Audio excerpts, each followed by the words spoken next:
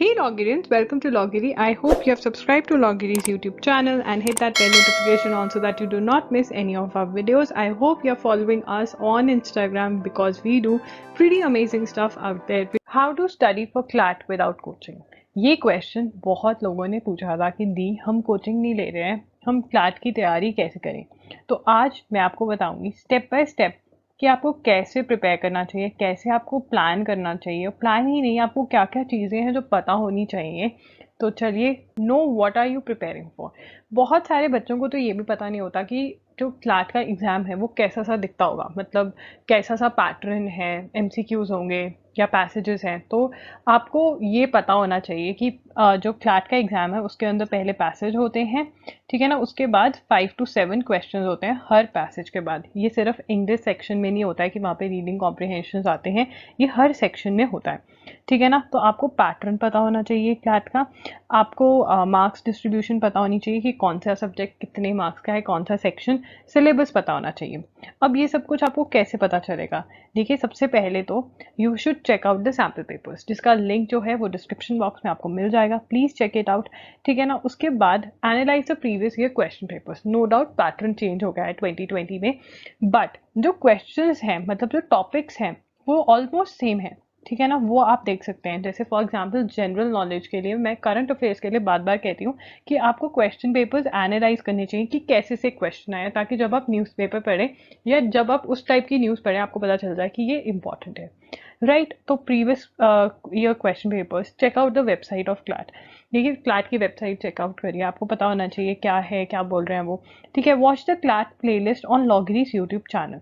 देखिए, मैंने क्लैट से रिलेटेड बहुत सारी वीडियो करी है। अभी मैंने करी थी वीडियो की सिलेबस क्या है क्लैट का, जिसके अंदर आपको टॉपिक्स पता चलेंगे, ठीक है। बुक्स कौन सी आपको यूज़ करनी चाहिए, वो वीडियोज़ देखिए और फिर अकॉर्डिंगली डिसाइड करिए कि आपको क्या करना चाहिए, अपना प्लान बनाइए, ठीक है। टाइम टेबल के ऊपर बहुत ही डिटेल्ड वीडियो है, वो चेकआउट करिए। तो जो लिस्ट है क्लैट की पूरी, वो आपको देख लेनी चाहिए ताकि आपको सब कुछ पता चले। और अगर आपको कोई प्रॉब्लम आ रही है तो आप ऑब्वियसली मुझे बता सकते हैं कमेंट सेक्शन में, आप अपनी रिक्वेस्ट बता सकते हैं, मैं उसके ऊपर वीडियो कर दूंगी। तो ये step 2, where do you stand and where do you want to be. देखिए, हम क्या करते हैं, हम बुक्स बाय करते हैं सारी की सारी, एक दो एक्स्ट्रा ही बाय करते हैं बुक्स, क्योंकि हमें लगता है जितनी बुक्स हम बाय करेंगे उतना अच्छा है, और हम स्टडी करने लग जाते हैं। हमें कुछ नहीं पता होता कि हमें कितना स्कोर करना है एग्जाम में, कैसे स्कोर करना है, क्या हमारे स्ट्रॉन्ग सेक्शंस है, कौन से हमारे स्ट्रॉन्ग सेक्शंस है, कौन से वीक सेक्शंस है, जो कि एक गलत तरीका है। तो हम क्या करेंगे, हम एक सैम्पल पेपर जिसका लिंक डिस्क्रिप्शन बॉक्स में है वो सॉल्व करेंगे। सैम्पल पेपर एज इफ ये हमारा एक एग्जाम है, हम बैठेंगे किसी कोने में, हम एक क्लॉक लेंगे, अपने आप को टाइम करेंगे, ठीक है ना। उसके अंदर उस पर्टिकुलर टाइम में उस सैम्पल पेपर को सॉल्व करने की कोशिश करेंगे और फिर उसको एनालाइज करेंगे, स्कोर करेंगे अपने आप को। You have to score yourself कि आपने कितना स्कोर किया है उस एग्जाम में, उस सैम्पल पेपर में, ठीक है ना। और आप फिर टारगेट भी सेट करेंगे कि आप कितना स्कोर करना चाहते हैं। देखिए, अभी तक 2020 का एग्जाम नहीं हुआ है, तो नॉर्मली हर कोई कह रहे हैं कि 100+ तो बहुत ही ज़रूरी है। Step 3, check out what are your weakness and strength. सबसे पहले तो देखिए, अगर आप कम स्कोर करते हैं अपने सैम्पल पेपर में तो आपने डरना नहीं है, इट्स ओके। आपको पता चल गया कि ठीक है, इतना मुझे स्कोर करना है, इतना मेरी स्कोरिंग है, तो मुझे इतनी मेहनत करने की ज़रूरत है, right. So use this score as a motivation to study more and not waste time. तो जब भी आपको लगे आप टाइम वेस्ट कर रहे हो, आपको पढ़ने का मन नहीं कर रहा, तो ये स्कोर याद कर लेना कि इतना स्कोर आया था, इतना लेकर जाना है, तो मुझे पढ़ लेना चाहिए, right. Score every section separately. अब हर सेक्शन को, लीगल रीजनिंग का, क्वांटिटेटिव टेक्निक्स का, ठीक है, इंग्लिश, सबको अलग से स्कोर करो और देखो आपका कौन से सेक्शन में सबसे अच्छा स्कोर जा रहा है, कौन से में कम जा रहा है। फिर टॉपिक वाइज एनालाइज करने की कोशिश करो कि कौन सा क्वेश्चन था जो आपसे सॉल्व हो गया, ठीक है, कौन सा क्वेश्चन था जो आपको बहुत ही इजी लगा, कौन सा क्वेश्चन था जो आपको पता ही नहीं चला, आपके सर के ऊपर से निकल गया, ठीक है, which type of question went above your head. तो ऐसा सा एनालिसिस करो, उससे आपको पता चलेगा एंड आप रिलेट भी कर पाओगे। बहुत बच्चे ये करते हैं और मेजॉरिटी ऑफ बच्चे ये नहीं करते, क्योंकि उनको पेपर या टेस्ट लेने से बहुत ज़्यादा डर लगता है। आपको नहीं लगना चाहिए, क्योंकि आप एक लॉगरियन हो और आप ये सैम्पल पेपर अटेम्प्ट जरूर करोगे, okay. Note down the syllabus and decide which book for which section. ये बहुत ही ज़रूरी है कि आपने सारा सिलेबस नोट कर लेना है। आप मेरी जो वीडियो है जो मैंने करी हुई है सिलेबस के ऊपर, उसकी हेल्प ले सकते हैं, उसका डिस्क्रिप्शन बॉक्स में लिंक आपको मिल जाएगा। एंड सिमिलरली मैंने एक बुक्स के ऊपर भी स्पेशली वीडियो करी है, तो आप वो चेकआउट कर सकते हैं, ठीक है ना। जो आपकी ओपिनियन है उसको कंसिडर करते हुए और जो मैंने सजेशंस दी हैं उसको कंसिडर करते हुए आपने डिसाइड कर लेना है वंस एंड फॉर ऑल कि आप कहाँ से कौन सा सब्जेक्ट पढ़ोगे, किस बुक में से या किस मटेरियल में से आप कौन सा सब्जेक्ट या सेक्शन या टॉपिक कवर करोगे। इसकी आपके पास एक पूरी लिस्ट होनी चाहिए, ठीक है ना। अब जो गलतियां लोग करते हैं वो क्या करते हैं, studying 10 books for one subject won't take you closer to your target. बहुत लोगों को लगता है कि अगर हम एक सब्जेक्ट को बहुत सारी बुक्स में से पढ़ लेंगे तो बहुत अच्छा हो जाएगा। नहीं, एक बुक में से पढ़िए, अगर आपको उसमें से सब कुछ समझ में आ रहा है, उसमें बहुत सारे प्रैक्टिस के क्वेश्चंस हैं। हाँ, प्रैक्टिस आपने कॉन्सेप्ट समझ लिया है, आपने अपनी बुक में से प्रैक्टिस कर लिया, आपको प्रैक्टिस के लिए और चाहिए तो वो अलग बात है। बट अगर आप हर बुक की एक्सप्लेनेशन बार बार पढ़ रहे हो तो उससे कोई बेनिफिट नहीं होने वाला है, अनलेस एंड अनटिल आपको एक बुक में से नहीं समझ में आ रहा है। Right. Number 2, choose one book for one subject और section unless the section itself is not divided into two. मतलब जैसे आपका क्वांटिटेटिव टेक्निक्स है, मैथ्स है, उसके अंदर डाटा इंटरप्रिटेशन है, लॉजिकल रीजनिंग, क्रिटिकल रीजनिंग, ये डिवाइडेड सेक्शंस हैं। मतलब वैसे सेक्शन एक है बट इनके अंदर इटसेल्फ में दो सब्जेक्ट्स हैं, ठीक है, दो पार्ट्स हैं, तो उनके लिए आपको डिफरेंट बुक्स लेनी पड़ेगी, वो अलग बात है। और if you have material of your coaching institute don't buy books unless you don't need a reference book. और अगर आपके पास कोई मटेरियल है जो आपको मिला है, आपने ऑनलाइन कहीं से डाउनलोड किया है, अगर आपको उसमें से समझ आ रहा है तो ठीक है, तो फिर आप उसी में से ही करिए। ये नहीं है कि एक टॉपिक को 5-6 जगहों से पढ़ने से कुछ हो जाएगा, नहीं। तो once and for all decide कर लीजिए कि आप ये वाला जो सब्जेक्ट है वो इस बुक में से कवर करेंगे और ऐसी सी एक लिस्ट क्रिएट कर लीजिए, ठीक है। You have to create a list and once and for all you have to decide, ठीक है। एक दिन बैठ जाओ 2 घंटे के लिए, डिसाइड कर दो एंड उसके बाद not going back unless and until आपने जो बुक डिसाइड करी है उसमें से आपको समझ नहीं आ रहा है, ठीक। Step 5, create a time table. देखिए गाइस, मैंने बहुत ही डिटेल्ड वीडियो करी हुई है that how you should create a time table. अब आपको ये नहीं है कि आपने वो सारी की सारी वीडियो फॉलो करनी है, बट उसमें से जो भी चीज़ें आपको अच्छी लगती हैं वो प्लीज़ फॉलो करिएगा। मैं उसका लिंक आपको अगेन डिस्क्रिप्शन बॉक्स में दे दूंगी। वो बहुत ही ज़रूरी और इंपॉर्टेंट वीडियो है प्लानिंग के लिए। तो अब यहाँ पे भी मैं थोड़ी सी बात कर लेती हूँ, आपको बता देती हूँ कि कैसे आपको क्या करना है। देखिए, सबसे पहले आपको ईयरली प्लानिंग करनी है। ईयरली प्लानिंग में क्या करना है, और एक और चीज़ जो आपको समझने की ज़रूरत है कि हम जो अपनी प्रिपरेशन है ना वो 3 स्टेजेस में डिवाइड करेंगे। स्टेज 1 जिसके अंदर फाउंडेशन मतलब we are going to understand the topic, ठीक है। जो टॉपिक है उसको अच्छे से समझेंगे, ठीक है। क्लैरिटी ऑफ बेसिक्स क्लियर होना चाहिए, क्या है क्या नहीं है। और उसके बाद उसके क्वेश्चंस भी सॉल्व करेंगे स्टेज में, ठीक है ना। तो फर्स्ट स्टेज कब खत्म होगी, जब आपने एक टॉपिक को उठाया, उसका कॉन्सेप्ट समझा, उसके बेसिक्स क्लियर करे और अल्टीमेटली उससे रिलेटेड क्वेश्चंस भी सॉल्व कर दिए। तो ये आपकी स्टेज 1 होगी। हर टॉपिक को आप 3 स्टेजेस में डिवाइड करोगे। उसके बाद ऑब्वियसली आप उसको रिवाइज करोगे, उसको प्रैक्टिस करोगे, फिर फुल लेंथ मॉक टेस्ट पे आओगे और उस पर भी वर्क करोगे, राइट। तो ईयरली अब आपका जो प्लान है, एक तो ये स्टेजेस में डिवाइड होगा हर टॉपिक, और एक क्या है आपका जो प्लान होगा वो ईयरली, मंथली और डेली बनेगा। अब ईयरली प्लान में आप क्या डिसाइड करोगे, ईयरली प्लान में by when will you B done with the foundation, ठीक है। तो स्टेज 1 है, आप कब तक कंप्लीट कर लोगे उसको, मतलब हर सब्जेक्ट को आप कब तक कंप्लीट करोगे। मान लो आपने कहा कि ओके बाय नवंबर और December I should be done with the syllabus, और by October I should be done with the syllabus, whatever is your plan, ठीक है। वो आप प्लान करोगे कि आपको, और जब भी प्लानिंग कर रहे हो गाइस, जब भी प्लानिंग कर रहे हो, अपनी जो बुक्स हैं उनको साथ लेकर बैठो, अपनी बुक्स को साथ लेके बैठो, नंबर ऑफ पेजेस देखो, नंबर ऑफ एक्सरसाइजेस देखो। प्लीज ऐसे ही मत कर दो कि ओके 1 चैप्टर 1 डे, नहीं। अगर आपको पता है कि चैप्टर के अंदर इतनी सारी एक्सरसाइजेस हैं जो कि एक दिन में नहीं हो सकते हैं, तो आप वो प्लानिंग क्यों कर रहे हो। तो जो अचीवेबल प्लान है वो बनाना है, ठीक है ना। ऐसे नहीं कि कुछ भी बना दिया, ओके। तो ईयरली प्लान के अंदर आप क्या डिसाइड करोगे, कौन सा सब्जेक्ट आपका कब तक खत्म हो जाना चाहिए और सारे सब्जेक्ट्स कब तक खत्म हो जाएंगे आपके, ठीक है ना। तो when are you going to complete the entire syllabus, when you will start revising and when you will attempt mocks, ठीक है ना। तो इसमें आपका ईयरली प्लान ये होगा कि ठीक है इस मंथ तक मुझे सारा सिलेबस खत्म करना है, इस मंथ तक ये वाला सब्जेक्ट खत्म हो जाएगा। मंथली प्लान के अंदर which pages of which book on which day, ठीक है ना। दोबारा विच पेजेस, कौन से पेजेस कौन सी बुक में से मेरे को करने हैं। रिविजन साइकिल्स क्या है, अब देखिए नॉर्मली मैं सजेस्ट करती हूँ कि आप वीकडेज के अंदर जो भी टॉपिक्स कर रहे हैं उसको वीकेंड्स पे रिवाइज करें। वीकेंड्स पे नए टॉपिक्स भी कर सकते हैं, बट जो वीक डेज के अंदर न्यू आपने करे हैं टॉपिक्स, वो वीकेंड्स पे रिवाइज करिए, तो अपने रिविजन रिविजन साइकिल्स क्रिएट करिए, ठीक है ना। व्हेन विल यू रिवाइज, या आप डिसाइड करिए अगर वीकेंड वाला नहीं सूट कर रहा है तो कौन सा कर रहा है। Will you take topic wise test, ठीक है, आपको क्या टॉपिक वाइज टेस्ट लेने की ज़रूरत है, अगर आप लेते हो तो बहुत बढ़िया बात है। अब डेली के अंदर एवरी संडे, ठीक है ना, आपने अपना ईयरली और मंथली प्लान को ध्यान में रखते हुए डेली प्लान, एवरी संडे आप प्लान करोगे अपना वीक, ठीक है ना, और एवरी नाइट आप प्लान करोगे नेक्स्ट डे। ये बात मैं बार बार इसलिए बोलती हूँ कि आप जब अपने स्टडी टेबल पे जाओ, आपको पता होना चाहिए कि आज मैंने लॉजिकल रीजनिंग का ब्लड रिलेशन का टॉपिक करना है, या ये एक्सरसाइज करनी है मुझे आज। तो क्लियर कट आपका होना चाहिए, इतने लेवल की प्लानिंग आपकी होनी चाहिए, ठीक है ना।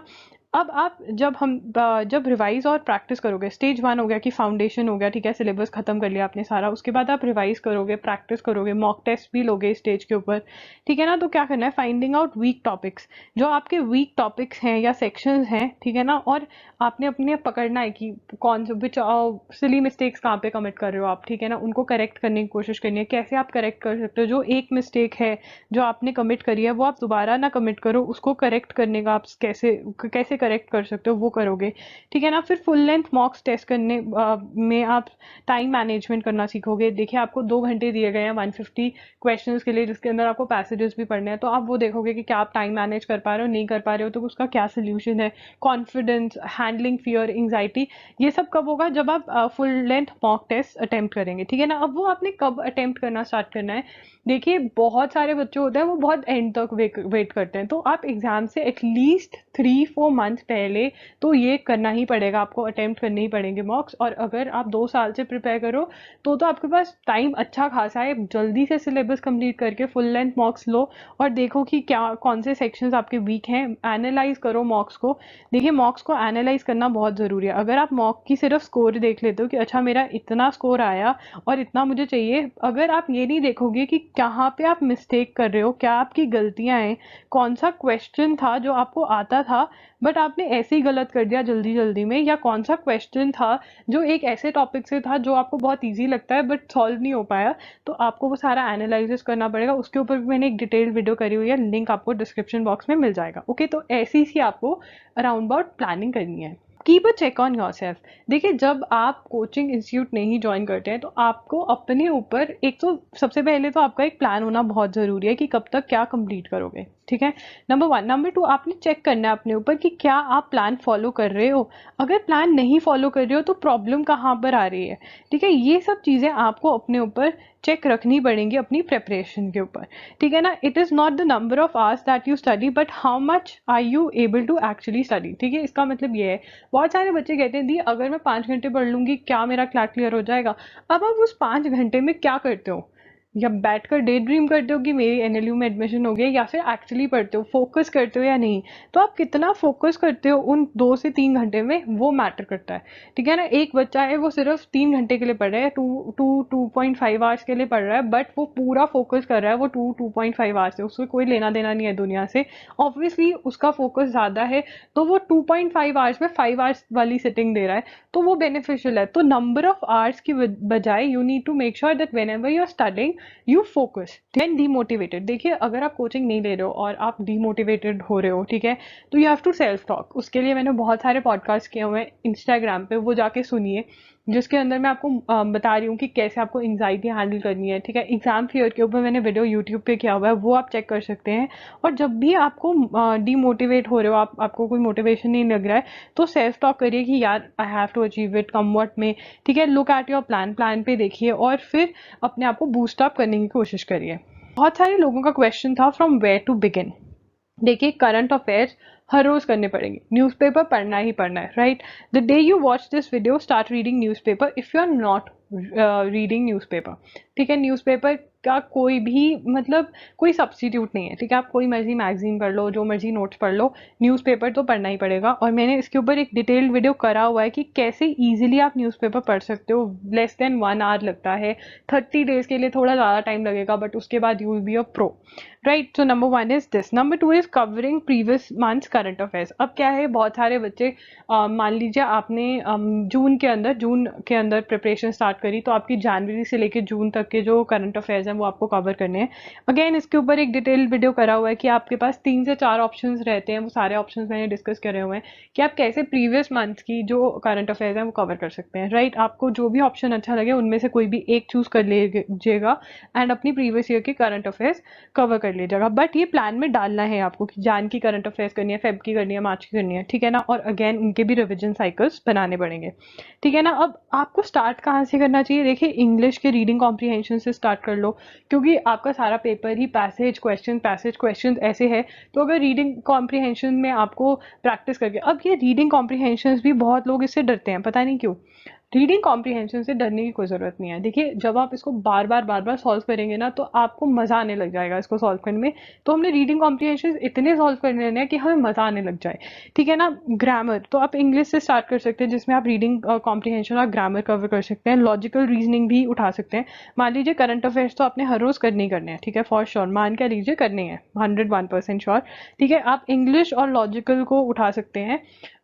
तो अगर आप if you have a lot of time, से आपके पास 5 to 6 आवर्स अ डे हैं, ठीक है ना, तो you can pick up any 2 sections together plus current affairs जो डेली वाले हैं। अगर आपके पास कम टाइम है, से आप 2 to 3 आवर्स ही दे सकते हो, तो आप करंट अफेयर्स के साथ आप एक सेक्शन उठा लीजिए। अब आपकी स्पीड पे भी डिपेंड करता है, ठीक है ना। तो आपको अगर 2 सेक्शंस करने सही लग रहे हैं करंट अफेयर्स के साथ, तो 2 कर लीजिए, रोटेशन में उठा लीजिए ताकि आप बोर ना हो। अगर आपको लग रहा है कि नहीं मैं एक ही सेक्शन कर सकती हूँ करंट अफेयर्स के साथ, तो आप वो कर लीजिए। बट रोटेशन में अगर उठाना है तो इंग्लिश और लॉजिकल आप एक साथ उठा सकते हैं। Logical reasoning no doubt exercises ज़्यादा हैं RS अग्रवाल में, बट एक बार अगर हो गया तो टॉपिक्स कम ही है इसके, बट हाँ थोड़ा एक्सरसाइजेज ज़्यादा रहती हैं इसकी। तो इंग्लिश और लॉजिकल को आप एक साथ उठा सकते हैं। सेकेंड राउंड, देखिए जब आपका इंग्लिश और लॉजिकल अगर आप उठा रहे हैं, ये मेरी सजेशंस हैं, आप कोई भी जो आपको सब्जेक्ट्स अच्छे लगे वो एक साथ उठा सकते हैं। क्रिटिकल रीजनिंग और लीगल एप्टीट्यूड उठा सकते हैं, ठीक है। फिर उसके बाद डाटा इंटरप्रिटेशन, मैथ्स उठा सकते हैं, और left over current affairs and static GK जो आपको थोड़ी बहुत कवर करनी है आप वो कर सकते हैं, राइट। तो ऐसा सा आप कर सकते हैं। अब जो और सजेशंस मैं आपको देना चाहती हूँ वो ये देना चाहती हूँ, सबसे पहले तो ट्राई करिए कि जो जीके है, जो करंट अफेयर्स पार्ट है, उसके आप नोट्स बना सकें, सो दैट जब आपका एग्जाम होना है या इवन आपको वीकेंड्स पे रिविजन करनी है, आपको रिविजन करनी करंट अफेयर्स की ईजी लगे, ठीक है। नंबर 1। नंबर 2, जैसे कि मैं लॉजिकल रीजनिंग के लिए बताती हूँ और मैथ्स के लिए भी और आपका इंग्लिश के लिए भी। देखिए, लॉजिकल रीजनिंग में जो ट्रिक्स हैं, ठीक है, वो आपने अपने नोट करते रहने हैं और एक अपनी ही गाइड क्रिएट कर लेनी है, ठीक है। नंबर 2। नंबर 3, जो मैथ्स और इंग्लिश है, इसके अंदर बेसिकली रूल्स हैं, ग्रामर के रूल्स हैं, मैथ्स में फॉर्मूलाज हैं, इसकी आपने एक लिस्ट क्रिएट कर लेनी है और वो आप ट्राई करो कि आप ऐसी जगह पेस्ट कर लो जहाँ आपको दिखते रहें, या हर रोज़ 15 मिनट्स के लिए टाइम निकाल के आप इस लिस्ट को रिवाइज कर लो, ताकि आपके रूल्स और जो फॉर्मूलाज हैं वो आपके फिंगर टिप्स पे हो जाए। तो ये कुछ टिप्स हैं। प्लस आपको जहाँ पे लगे कि आप पढ़ रहे हो, वैसे अब आपको हाँ लीगल एप्टीट्यूड में कॉन्स्टिट्यूशन के थोड़े बहुत आपको नोट्स बनाने पड़ेंगे, तो आप शॉर्ट नोट्स अपनी बुक में ही बना लीजिए, ठीक है ना। शॉर्ट नोट्स बुक में ही बना लीजिए। और अगर आपको पता नहीं चल रहा है कि क्या इंपॉर्टेंट है, तो सबसे पहले क्वेश्चंस देख लीजिए। मोस्टली हर बुक के पीछे MCQ क्वेश्चंस दिए होते हैं, वो MCQ टाइप क्वेश्चंस एक बार देख लीजिए और फिर आपको आइडिया लग जाएगा कि क्या इंपॉर्टेंट है। नहीं तो एक बार आप क्विकली रीडिंग देख के MCQs देखकर फिर आप जा सकते हैं, अगर आपको इंपॉर्टेंट नहीं पता चलता है। नहीं तो ऑब्वियसली अगर आप प्रीवियस ईयर क्वेश्चन पेपर्स को अच्छे से एनालाइज करेंगे तो क्या इंपॉर्टेंट है क्या नहीं है वो आपको पता चल जाएगा। So guys, this is it. अगर आपकी कोई रिक्वेस्ट है तो प्लीज़ कमेंट सेक्शन में मेंशन कर देना, मैं उस चीज़ पे वीडियो करने का ट्राई करूँगी। लगी तो प्लीज़ लाइक कीजिएगा और अपने फ्रेंड्स के साथ शेयर भी कीजिएगा। चैनल को प्लीज़ सब्सक्राइब करना और बेल नोटिफिकेशन ऑन कर देना, ताकि जब भी मैं एक न्यू वीडियो डालूँ आपको नोटिफिकेशन आ जाए। और अगर आप चाहते हैं कि आपको वीडियोस की नोटिफिकेशन मिले और जो हम एक्टिविटीज़ कर रहे हैं लॉगिरी पे उसकी नोटिफिकेशन मिले, तो हमारा टेलीग्राम ग्रुप ज़रूर ज्वाइन करिएगा। अगर आपको ये वीडियो हेल्पफुल लगी तो प्लीज़ मुझे कमेंट करके नीचे बताइए कि आपको ये वीडियो हेल्पफुल लगी, ताकि मैं और ऐसी वीडियोस बना सकूं जो आपको ज़्यादा से ज़्यादा हेल्प कर सके। आप मुझे इंस्टाग्राम पे भी फॉलो कर सकते हैं, वहाँ पर मैं @IAMLogiri के नाम से हूँ, वहाँ पे आप फॉलो कीजिए, क्योंकि वहाँ पे हम बिल्कुल डिफरेंट कंटेंट डाल रहे हैं और चाहते हैं कि मैं आपको वीकली न्यूज़ लेटर भेजूँ जिसके अंदर मैं लॉ के बारे में और भी अच्छे से बात करती हूँ। तो प्लीज़ अपनी ईमेल आईडी नीचे दिए गए डिस्क्रिप्शन बॉक्स में एक लिंक है, वहाँ पे जाके अपना ईमेल आईडी ड्रॉप कर दीजिए, ताकि जब भी मैं कुछ ऐसा करूँ आपको ईमेल पहुँच जाए और आप वो देख सके। वो मैं यूट्यूब चैनल पे नहीं डालती हूँ, वो सिर्फ मेरे जिन्होंने न्यूज़ लेटर सब्सक्राइब करा हुआ है उनको भेजती हूँ। आज के लिए इतना ही, मिलते हैं जल्द, बाय।